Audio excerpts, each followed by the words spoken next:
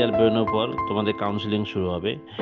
Joint entrance board তোমাদের নির্দিষ্ট একটা নোটিফিকেশন দিয়ে দেবে কবে থেকে কাউন্সেলিং, কবে ফার্স্ট রাউন্ড, কবে সেকেন্ড রাউন্ড, কবে থার্ড রাউন্ড, কোন কোন কলেজে কত কেসি সবগুলো নির্দিষ্ট দিয়ে দেবে। এবার কাউন্সেলিং করতে গেলে কী কী লাগবে? কাউন্সেলিং করতে গেলে যেদিন কাউন্সেলিং ডেট দেবে সেদিন থেকে ফার্স্ট দিন থেকে শুরু হবে কাউন্সেলিং। সেই কাউন্সেলিংয়ে তোমাদের ওয়েবসাইট যেটা আছে wbg.nic.in ওয়েবসাইট যেতে হবে, যেখানে তোমার র্যাঙ্ক কার্ডটা ডাউনলোড করবে। ব্লু কালারের যে ট্যাব বাটন আছে, ট্যাবস আছে, সেখান থেকে তুমি যে র্যাঙ্ক কার্ড ডাউনলোড, ঠিক সেই জায়গায় চলে আসবে ফার্স্ট রাউন্ড কাউন্সেলিং। এবার সেখানে তুমি ক্লিক করবে, ক্লিক করার পর তুমি ওয়েবসাইটে ঢোকার পর তোমাকে রেজিস্ট্রেশন করতে হবে। আবার রেজিস্ট্রেশন করে নিজের নাম, রোল নাম্বার, তোমার রোল নাম্বার দেবে, তোমার অ্যাপ্লিকেশন নাম্বার দেবে, পাসওয়ার্ড জেনারেট করবে। পাসওয়ার্ড জেনারেট করার পর ওখান থেকে তুমি ওয়েবসাইটে এন্টার করে গেলে। এন্টার করার পর তুমি সেখানে বিভিন্ন কলেজ দেখতে পাবে, বিভিন্ন দেখবে ট্যাব আছে, যেখানে তুমি কি করতে পারো যে অল কলেজ মানে সরকারি সব পেয়ে যাবে। বা ওখানে যদি গভর্নমেন্ট কলেজ সিলেক্ট করে নাও তাহলে পার্টিকুলারলি গভর্নমেন্ট কলেজ চলে আসবে। এবার গভর্নমেন্ট কলেজ চলে আসার পর তুমি সিলেক্ট করবে কোন কলেজ দেবে না দেবে, প্রত্যেকটা সিলেক্ট করে নিলে।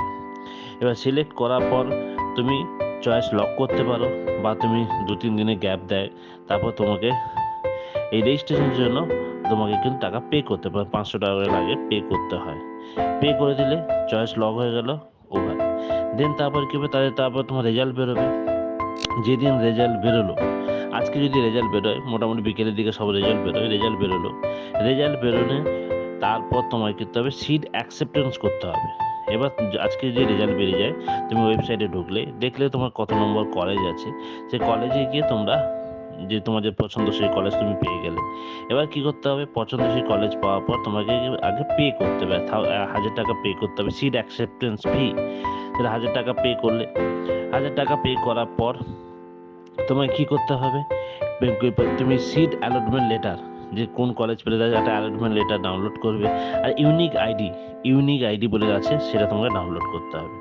এই দুটো জিনিস ডাউনলোড করে রাখবে।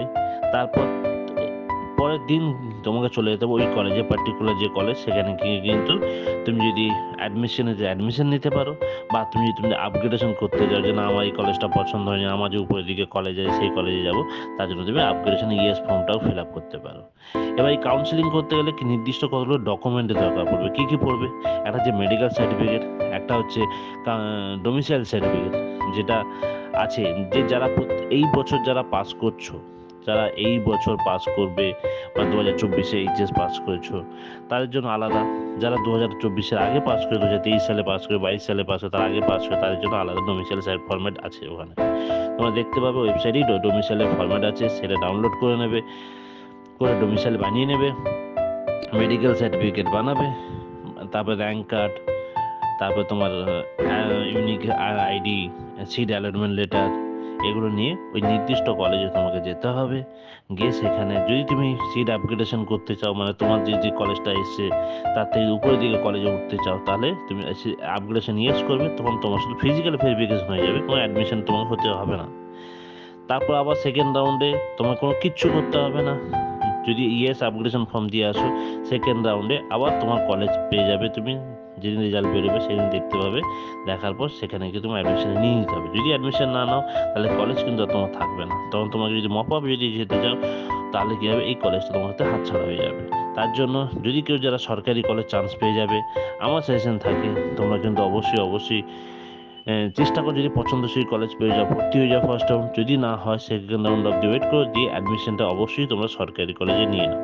নাহলে কিন্তু কলেজ হাতছাড়া হয়ে গেলে কোনো মুশকিলে পড়ে যাবে। তোমরা এত কষ্ট করে ভালো র্যাঙ্ক করছো, তারপরে যদি সরকারি কলেজটা কোনোভাবে কোনো মিসআন্ডারস্ট্যান্ডিং ভাবে প্রবলেম হয়ে যায়, তাহলে কিন্তু অসুবিধা হয়ে যাবে।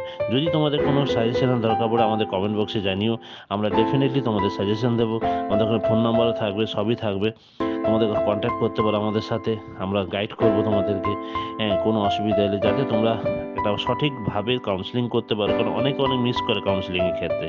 এই কাউন্সেলিংটা যাতে কোনোভাবে তোমাদের মিস না হয়, ভুল না হয়, এইটা কিন্তু মাথায় রাখবে।